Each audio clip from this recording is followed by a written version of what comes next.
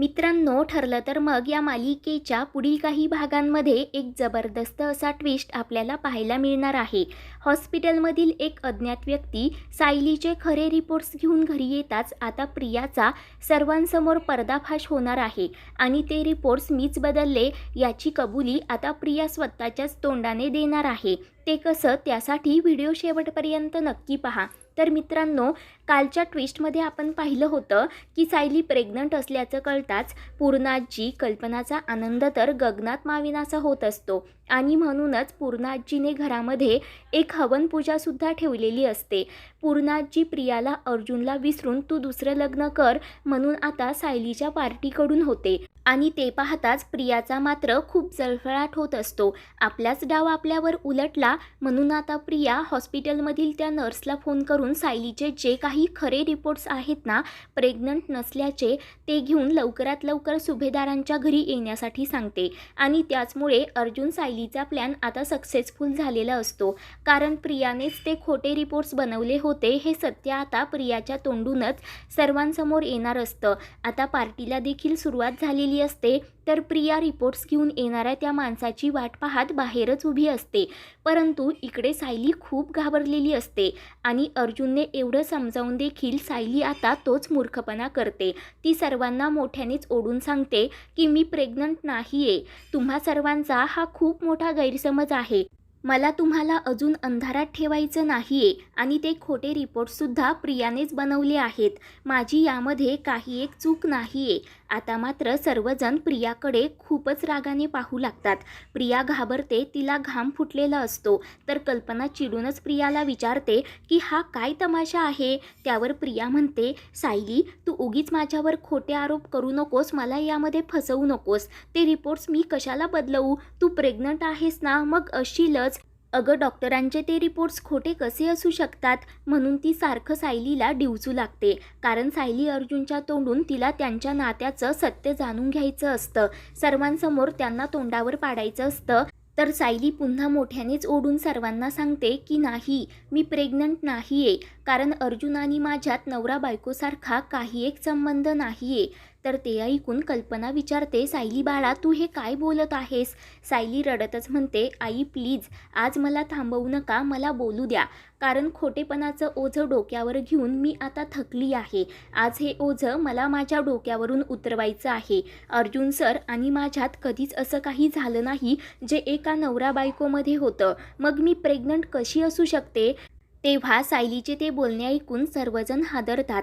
आता सायली सर्व खरं सांगून टाकते की काय? आपलं कॉन्ट्रॅक्ट मॅरिएजचं सत्य सर्वांसमोर येणार का? म्हणून आता अर्जुन खूप घाबरलेला असतो, त्याला घाम फुटलेला असतो. तर कल्पना विचारते, सायली, अगं, तुमच्या लग्नाला तर आता 1 वर्ष पूर्ण होत येईल, तरीही तुमच्यामध्ये नवरा बायकोचं काही नातं नाही, हे कसं शक्य आहे? आणि ते ऐकताच पूर्णाजी चिडूनच म्हणते, अगं कल्पना, सुनेच्या प्रेमात तर तू आधीपासून आंधळी झालीच होतीस, मग आज बहिरी पण झालीस का?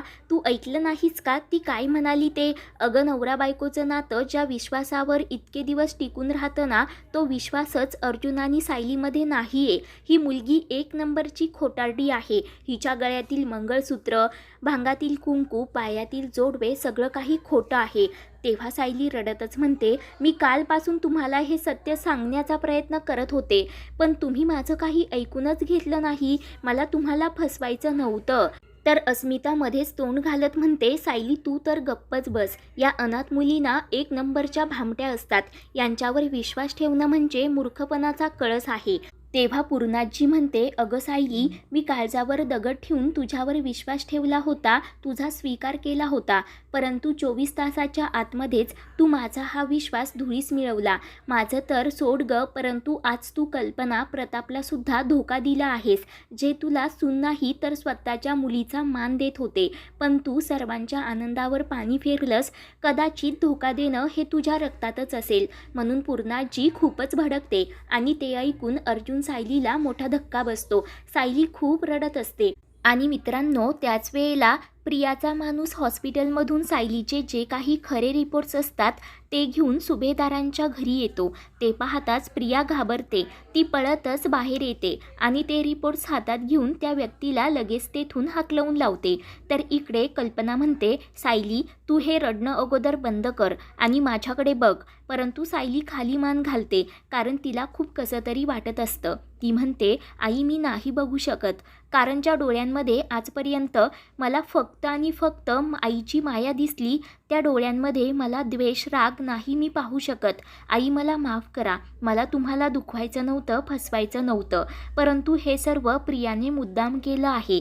तर अर्जुन म्हणतो, हो पूर्णाजी, हा सगळा डाव ना प्रियाचाच आहे. तर प्रिया म्हणते, हो, कारण अर्जुन आणि सायली तुम्हा सगळ्यांच्या भावनांसोबत खेळत होते.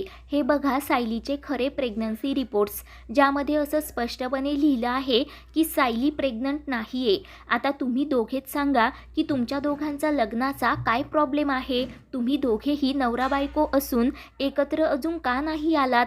तेव्हा ते ऐकून अर्जुन प्रियावर भडकत म्हणतो, तुझं थोबाड बंद ठेव आणि आत्ताच्या आत्ता इथून चालती हो. हे सगळं मिसअंडरस्टँडिंग तूच क्रिएट केलंस ना, आणि हे खोटे रिपोर्ट्ससुद्धा तूच बनवले होतेस.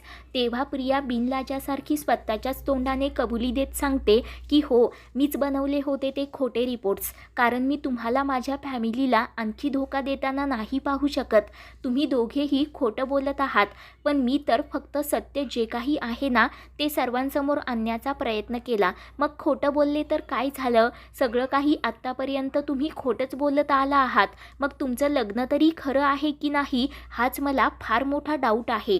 तेव्हा कल्पना चिडूनच प्रियाला म्हणते, तू आमच्या फॅमिली मॅटरमध्ये पडली नाहीस ना तर खूप बरं होईल.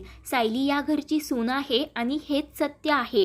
त्यामुळे तू त्यांच्या लग्नाबद्दल खरं खोटं काहीच बोलू नकोस. त्यावर पूर्णाजी म्हणते, जी मुलगी आत्तापर्यंत बायको होऊ शकली नाही आणि तिला तू सुभेदारांची सून म्हणत आहेस का.